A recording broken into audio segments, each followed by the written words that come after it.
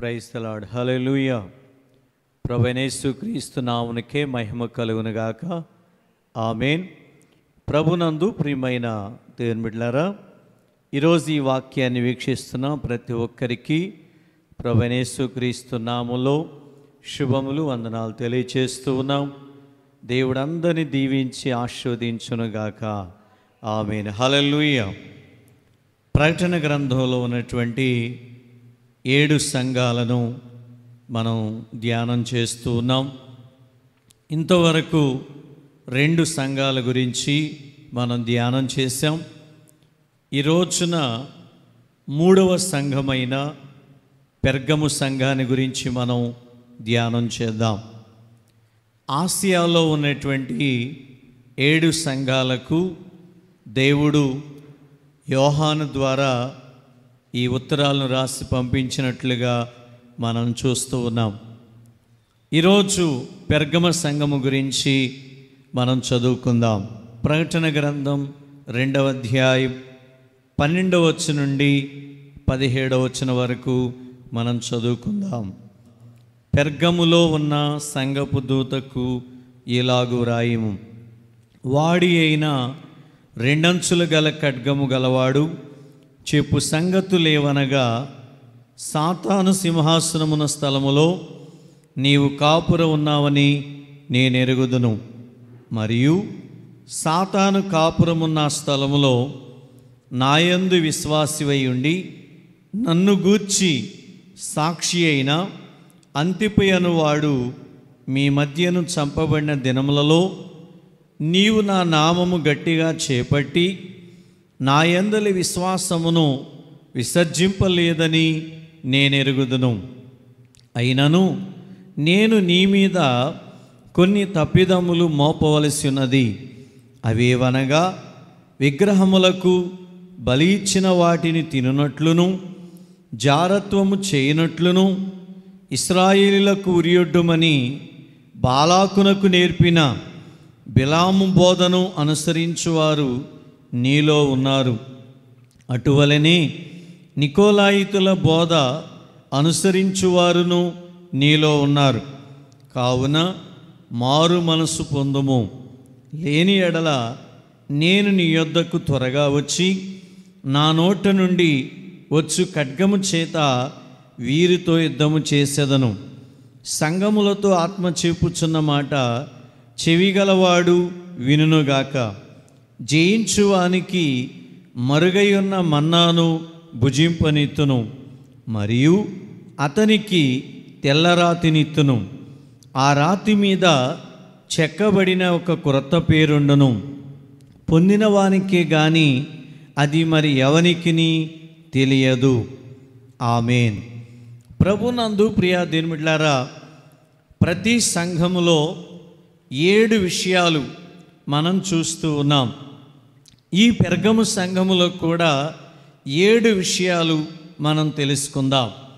మొదటి మాట, పెర్గము యొక్క పట్టణ చరిత్ర. పెర్గము అనేటువంటి పట్టణం ఎక్కడుంది, ఆ పట్టణంలో ఎలాంటి విషయాలు ఉన్నాయి, అక్కడ ఏం జరుగుతుందనేటువంటి విషయాలు మనం తెలుసుకుందాం. మొట్టమొదటిగా పెర్గము అనేటువంటి పట్టణాన్ని ప్రస్తుతం బెర్గమం అని పిలుస్తూ ఉన్నారు. పెర్గము అనగా దుర్గము మరియు గోపురము అని అర్థం. ఈ పెర్గం అనేటువంటి పట్టణం ఎఫెస్సుకు ఉత్తరాన స్ముర్ణ ఉంది. స్ముర్ణకు ఉత్తరాన పెర్గము అనే పట్టణం ఉన్నట్లుగా మనం చూస్తూ ఉన్నాం. సైకస్ నది లోయలో శంకు వంటి ఆకారము గల మిక్కిలి ఒక ఎత్తైన కొండపైన ఈ పట్టణం కట్టబడి ఉంది.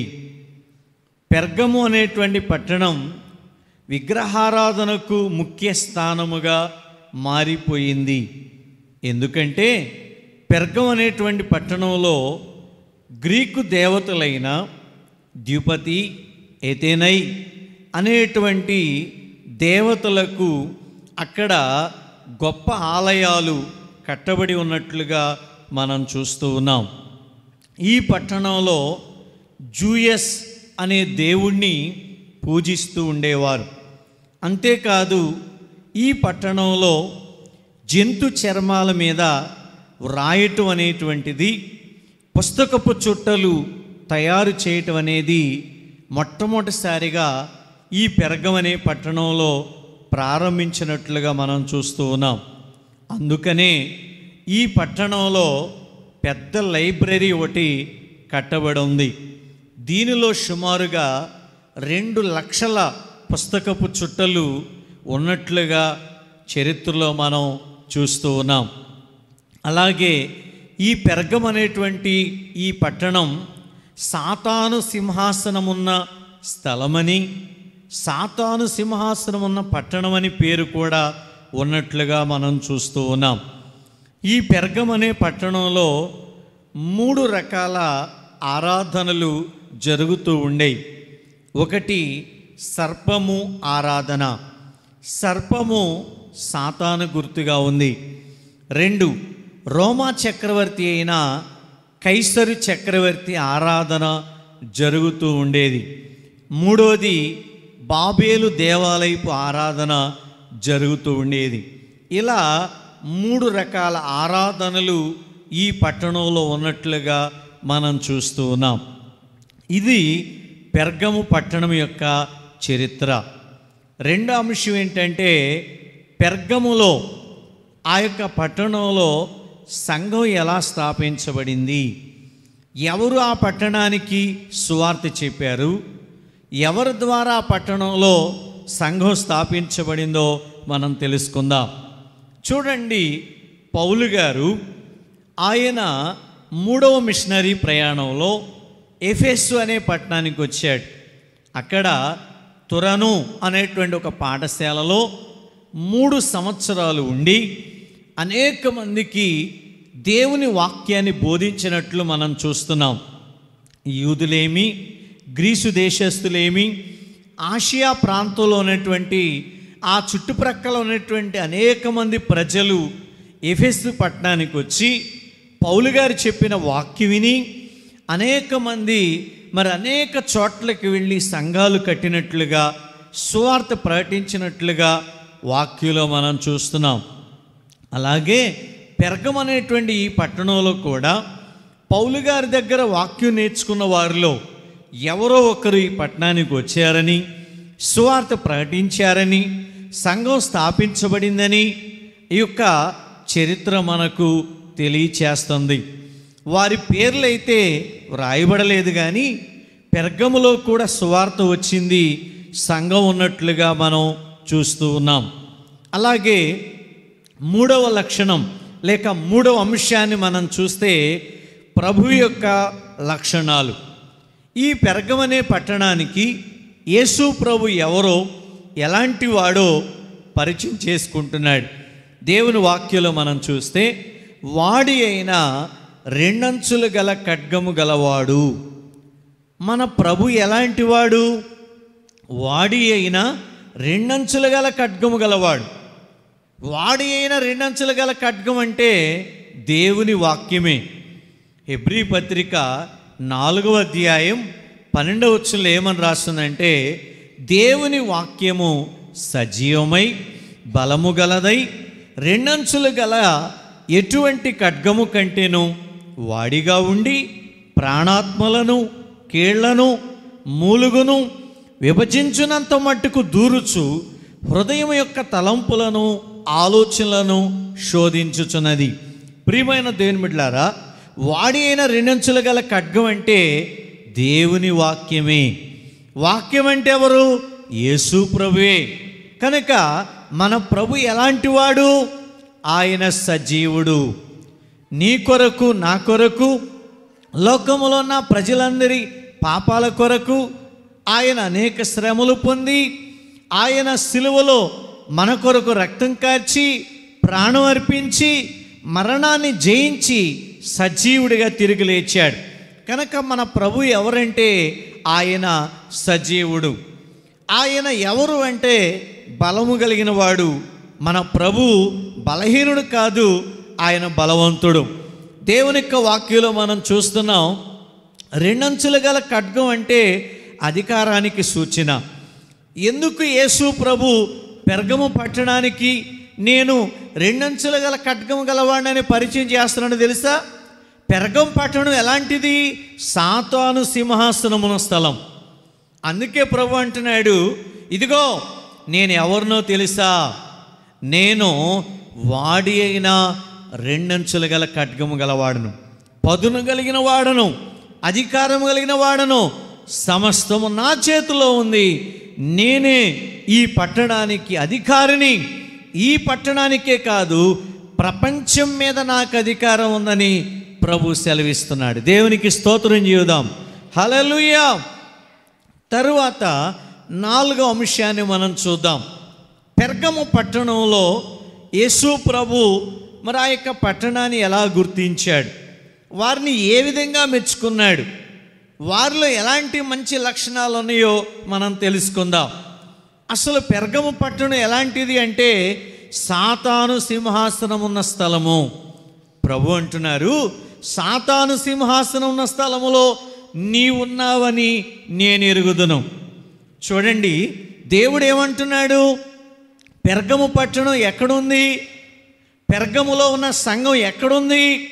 పెర్గము పట్టణంలో ఎటు చూసినా విగ్రహ సంబంధమైన దేవతలు, అన్య దేవతలు, గుడులు, గోపురాలు కట్టబడి ఉన్నాయి. కనుక పెర్గము సంఘం ఎక్కడుందంటే సాతాను సింహాసనం ఉన్న స్థలములో ఉంది. ఆనాడే కాదు, ఈనాడు కూడా దేవుని ఆరాధిస్తూ యేసు ప్రభు నమ్ముకుని ఆరాధిస్తున్న నీవు, ఆయనను సేవిస్తున్నటువంటి మనం అందరం కూడా ఎక్కడ ఉన్నాం, ఎలా ఉన్నామంటే మనం కూడా సాతాను సింహాసనం ఉన్న స్థలంలో ఉన్నాం. ఎటు చూసినా మన చుట్టూ సాతాను సింహాసనం వేసుకుని కూర్చున్నాడు. ఆ సాతాను కాపురం ఉన్నాడు. ప్రతి స్థలములో సాతాను ఉన్నాడు. అలాంటి భయంకరమైన స్థలములో మనం నివసిస్తున్నాం. అయితే ఆనాడు పెర్గము సంఘము కూడా సాతాను సింహాసనం ఉన్న స్థలములు ఉన్నప్పటికీ వారు ఎలా ఉన్నారో ప్రభు మాట్లాడుతున్నాడు. చూడండి, అంతిప అనేటువంటి వ్యక్తి దేవుని కొరకు హతసాక్షి అయిపోయాడు. పెర్గములో ఉన్నటువంటి సంఘాన్ని ఆనాడు చాలామంది శ్రమ పెట్టారని, బాధపరిచారని, అనేక రకాలుగా హింసించారని మనం చూస్తున్నాం. ఎందుకంటే సాతాను సింహాసనం ఉన్న స్థలం అది. దేవుణ్ణి నమ్ముకున్న వారిని బాధించిన స్థలం అది, హింస పెట్టిన స్థలం అది. అందుకే అంతిప అనేటువంటి వ్యక్తిని నీవు దేవుని విడిచిపెట్టు, నీవు దేవుణ్ణి నువ్వు ఆరాధించొద్దు, దేవుణ్ణి ప్రార్థించొద్దు అంటే అంతిప అంటున్నాడు, నా దేవుడు నన్ను బ్రతికించాడు, నా దేవుడు నా కొరకు ప్రాణాన్ని అర్పించాడు, నా దేవుడు నన్ను ఇంతవరకు కాపాడాడు, కనుక నా దేవుని కొరకు నేను జీవిస్తాను, నా దేవుని కొరకు నా ప్రాణమైన ఇస్తాను, కానీ నేను నా దేవుని విడిచిపెట్టనంటే ఆనాడు ఉన్నటువంటి చక్రవర్తులు అంతిపను చాలా దారుణంగా, చాలా ఘోరంగా చంపినట్లుగా వాక్యంలో మనం చూస్తున్నాం. అందుకే ప్రభు అంటున్నాడు, ఇదిగో అంతిప అనేటువంటి వాడు నా కొరకు హతసాక్షి అయిపోయాడు. అంతేకాదు, భయంకరమైనటువంటి శ్రమలు, భయంకరమైనటువంటి కష్టాలు ఉన్నటువంటి ఆ దినాల్లో పెర్గము సంఘం ఎలా ఉన్నారో ప్రభు చెబుతున్నాడు, నా నామమును గట్టిగా పట్టుకున్నారు. దేవునికి స్తోత్రం. ఈరోజు ఈ మాటలు వింటున్న దేవుని బిడ్డలారా, ఈనాడు ఎటు చూసినా శ్రమ పెట్టేవారు, బాధ పెట్టేవారు, హింసించేవారు, దూషించేటువంటి వారు, అనేక రకాలుగా అవమానపరిచేటువంటి వారు ఈ లోకంలో ఉన్నారు. మన చుట్టూ అలాంటి ప్రజలు ఉన్నారు. హెస్కేలు గ్రంథాలు అంటాడు కదా, నీవు ఎక్కడున్నావు, ఎలా ఉన్నావు? నరపుత్రుడా, నీవు ముళ్ళ తొప్పుల్లో ఉన్నావు, బ్రహ్మదండి చెట్ల మధ్యలో ఉన్నావు, తేళ్ల మధ్యలో నివసిస్తున్నావు. నీ చుట్టూ గాయపరిచేవారే, హింసించేవారే, అనేక రకాలుగా నేను దూషించేవారి, అలాంటి భయంకరమైన పరిస్థితుల్లో నీవు ఉన్నావు కదా. అయితే నువ్వు ఎలా ఉన్నావు? నువ్వు ఎలా జీవిస్తున్నావు? ఎటు చూసినా హింసించేవారే, హేళన చేసేవారే. ఓ క్రైస్తవుడా, ఓ సేవకుడా, ఓ విశ్వాసి, ఆనాడు సంఘం ఎలా ఉన్నారంటే ఎన్ని రకాలుగా హింసించినా, దేవుని బిడ్డలను చంపినా దేవుని నామాన్ని గట్టిగా పట్టుకున్నారు. దేవునికి స్తోత్రం. ఈరోజు నీవు ఎలా ఉన్నావు? ఏం చేస్తున్నావు? దేవుని విడిచిపెడుతున్నావా? ప్రార్థన మానేస్తున్నావా? దేవునికి దూరంగా జీవిస్తున్నావా? మరలా లోకంలో పాపంలో కలిసిపోతున్నావా? కానీ ఈ సంఘం ఎన్ని శ్రమలు పెట్టినా, ఎన్ని బాధలు పెట్టినా దేవుని నామాన్ని విడిచిపెట్టలేదు. ఈరోజు ఈ వాక్యం వింటున్న దేవుని బిడ్డలారా, నీవు నేను మనం కూడా ఇలాంటి భయంకరమైన పరిస్థితుల్లో మన దేవుని మనం గట్టిగా పట్టుకోవాలి. ఆయన మనం విడిచిపెట్టకూడదు. రెండో మాట, దేవుని యందు విశ్వాసమును విసర్జింపలేదు. ఈ సంఘం ఎలా ఉన్నారు? దేవుని యందు విశ్వాసము కలిగి ఉన్నారు. ఈనాడు చాలామంది ప్రారంభంలో ఎంతో విశ్వాసం కలిగి ఉంటారు, ఎంతో భక్తి కలిగి ఉంటారు, ఎంతో ఆసక్తిగా ఉంటారు. రాను రాను నెలలు గడిచే కొద్దీ, సంవత్సరాలు గడిచే కొద్దీ విశ్వాసాన్ని పోగొట్టుకుంటున్నారు. దేవుడంటే భయం లేకుండా, దేవుడంటే భక్తి లేకుండా, దేవుని యందు విశ్వాసం లేకుండా ఇష్టానుసారంగా జీవిస్తున్నారు. కానీ ఈ సంఘము విశ్వాసము కలిగి ఉన్నారు. దేవునికి స్తోత్రం. హెబ్రీ పత్రిక 11వ అధ్యాయం 6వ వచనములో విశ్వాసము లేకుండా దేవునికి ఇష్టలైండుట అసాధ్యము. అలాగే మార్కు సువార్తలో మనం చూస్తాం, నీ విశ్వాసమే నిన్ను స్వస్థపరచును. క్రైస్తవుడా, దేవుని బిడ్డ, విశ్వాసం లేకపోతే నువ్వు దేవుని బిడ్డవు కాదు. నీవు ఏ పరిస్థితుల్లో ఉన్నా, ఏ కష్టంలో ఉన్నా, ఏ బాధలో ఉన్నా, నీవు దేవుని యందు విశ్వాసం ఉంచు. నీ జీవితంలో ప్రభు గొప్ప కార్యం చేస్తాడు. దేవునికి స్తోత్రం చేద్దాం. హల్లెలూయా. ప్రతి విషయములో నీకు అసాధ్యమైనదైనా, అది ఎలాంటి కష్టమైనదైనా, దేవుని యందు విశ్వాసం ఉంచితే నా దేవుడు సమస్తము సాధ్యము చేస్తాడు. దేవునికి స్తోత్రం చేద్దాం. హల్లెలూయా.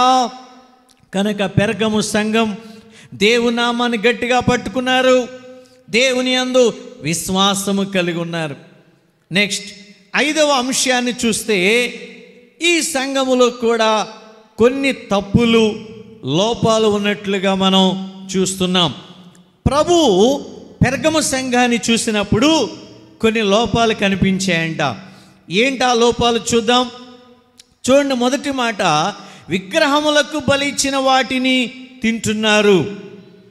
రెండవది, జారత్వం చేస్తున్నారు. మూడవది, బిలాము బోధను అనుసరిస్తున్నారు. నాలుగవది, నికోలాయితుల బోధను అనుసరిస్తున్నారు. చూడండి, పెర్గము సంఘం దేవుని విడిచిపెట్టలా, విశ్వాసాన్ని విడిచిపెట్టలా, అయినా వారిలో కూడా కొన్ని తప్పులు ఉన్నాయి. ఈనాడు సేవకులైనా, విశ్వాసులైనా, దేవుని ఎంతగానో ఆరాధిస్తున్నా, ప్రార్థన చేస్తున్నా, భక్తి చేస్తున్నా, ప్రతి ఒక్కరిలో ఏదో ఒక లోపం కనపడుతున్నట్లుగా మనం చూస్తున్నాం. దేవుడు ఒక్కడే, ఏ లోపము లేనివాడు. దేవుడు ఒక్కడే పరిశుద్ధుడు, నీతిమంతుడు.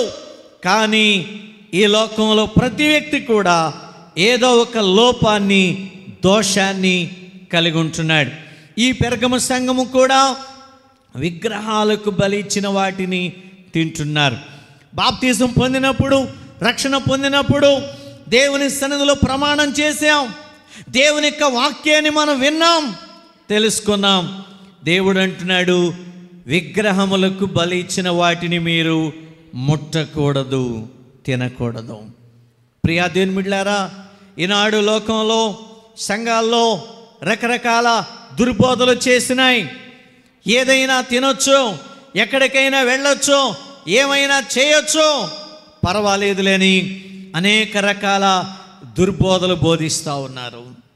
దేవుని వాక్యం చెప్తుంది, మనము అపవిత్రమైన వాటిని తినకూడదు, విగ్రహములకు బలిచ్చిన వాటిని ముట్టకూడదు, వ్యభిచారము చేయకూడదు, జారత్వం చేయకూడదని వాక్యం సెలవిస్తూ ఉంది.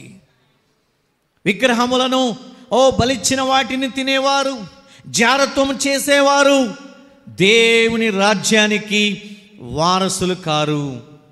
ఈరోజు ఈ మాటలు వింటున్న దేవుని బిడ్డలారా, నీవు నేను మనం ఎలా ఉన్నాం? అపవిత్రమైన వాటిని తింటున్నామా? దేవుని నమ్ముకొని పరిశుద్ధులుగా జీవించవలసిన మనం ఇంకా జారత్వములో, పాపములో మనం జీవిస్తున్నామేమో. అలా ఉంటే మనం దేవుని రాజ్యములో ప్రవేశించలేము. బిలాము బోధ, మూడవదిగా బిలాము బోధను అనుసరిస్తున్నారు. అంటే అర్థం ఏంటి? డబ్బు కాశించి బిలాము దేవుని బిడలను శపించడానికి వెళ్ళాడు.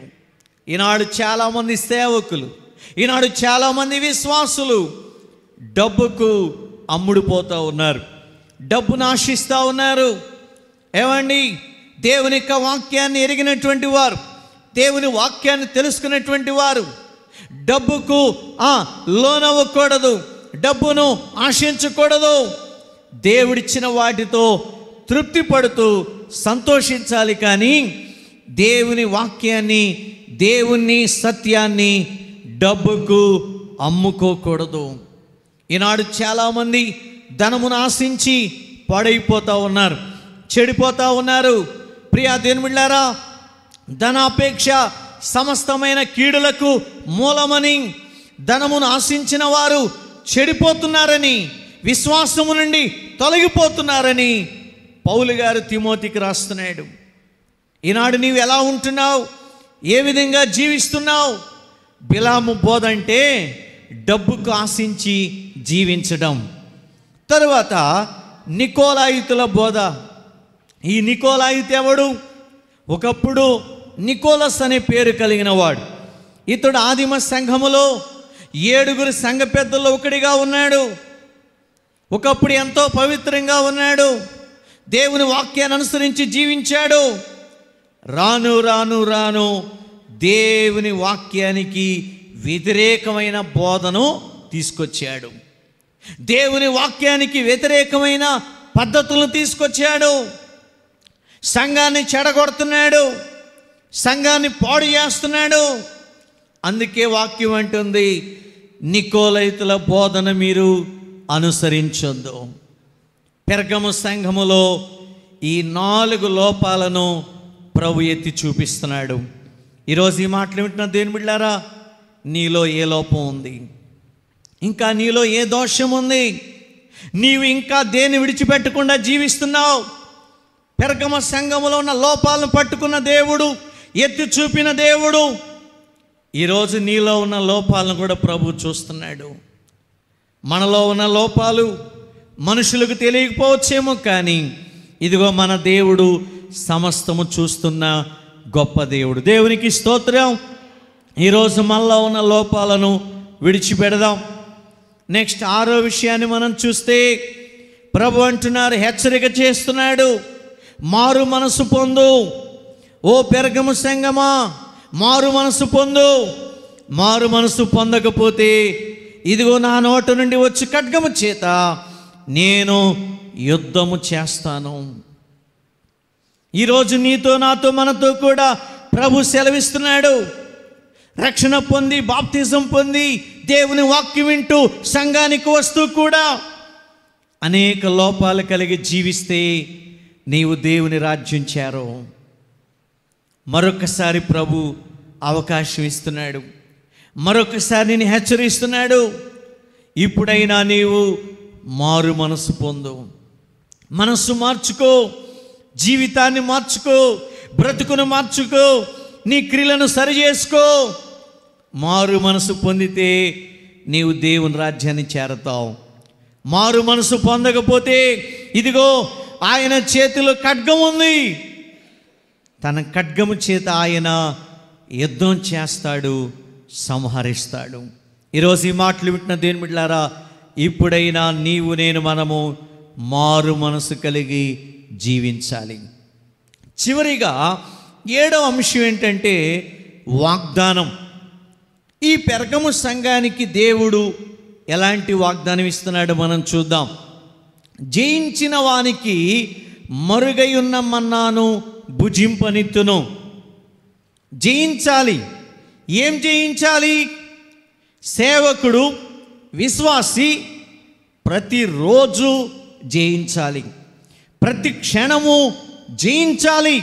ఎందుకంటే సాతాను పోరాడుతూ ఉంటాడు.